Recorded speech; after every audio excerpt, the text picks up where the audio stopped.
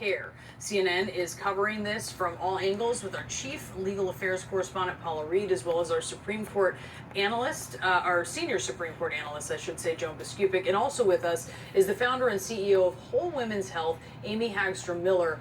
First to you, Paula, tell us about what happened here and what's in this. This reporting is coming from Bloomberg Law. At this point, they have not posted what they say as an opinion that was inadvertently posted on the Supreme Court website. We have not reviewed it ourselves.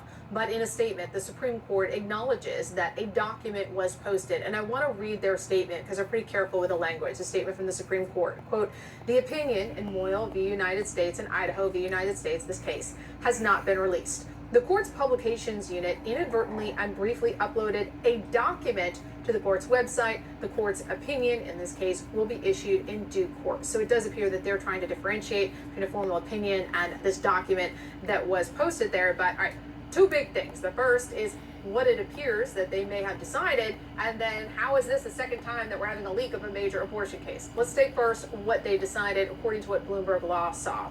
They're saying that the justices in a 6-3 decision sided with the Biden administration, and they will allow abortions to be performed in the state of Idaho in emergency situations, and not just in situations where a woman's life is at risk. Now, the other question is, of course, this is the second time that a major abortion-related ruling has leaked inadvertently out of the Supreme Court. It's a stunning breach of protocol, and it's notable because we're about 36 hours out from our debate, which is, I think everyone would agree, a pivotal moment in this campaign. There are at least 10 cases still pending that haven't been released. We only have 2 days, and it's unclear if any of these opinions, specifically the abortion one, would come out before the debate. Now, I've reached out to the stakeholders, the Justice Department, the White House, even the Trump campaign, because this is something that both campaigns are watching very closely, a decision that could potentially have an impact on November. Everyone so far declining to comment until the actual opinion is released. Yeah, John, this is obviously a huge deal politically, but it means quite a bit when it comes to the actual case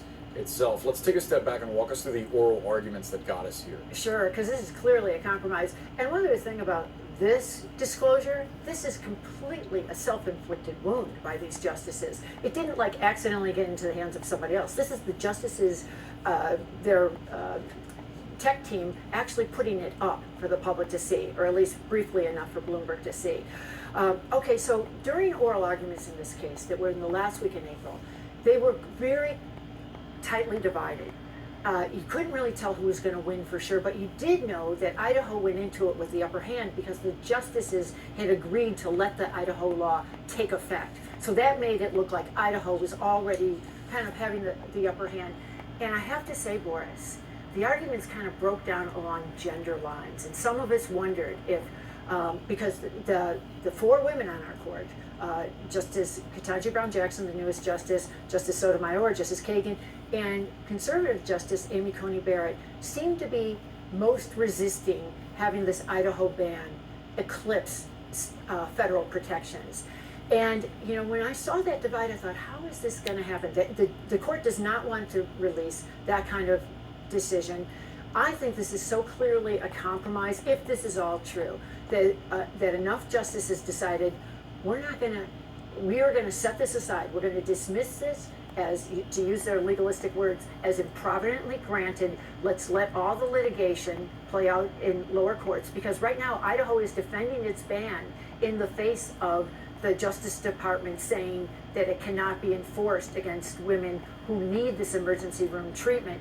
So what's going to happen on the ground, Boris, is that Idaho women will be able to go to emergency rooms and have abortions if needed for medical reasons, if in emergencies, not just to prevent death, as the state law says. But there'll be litigation going on in lower courts. And according to what Bloomberg has released, there were 3 outright dissenters, Justices Thomas, Alito, and Gorsuch. But Justice Ketanji Brown Jackson wrote that this is not necessarily a good thing across the board, because it means that there's no certainty about what would happen. Whereas Justice Elena Kagan, also with the majority to dismiss it, according to what Bloomberg is saying, said, this decision will prevent Idaho from enforcing its abortion ban when the termination of a pregnancy is needed to prevent serious harms to women's health. So, you know, I think that was probably the prevailing sentiment for most of the justices who signed on. Like, let's do this as a temporary measure. Let's make it work. Let's remove this hot issue where, as I said, it really looked like they were tightly divided and that you couldn't tell who was definitely going to prevail. Let's kick it down the road for the temporary time. Women in the state are protected.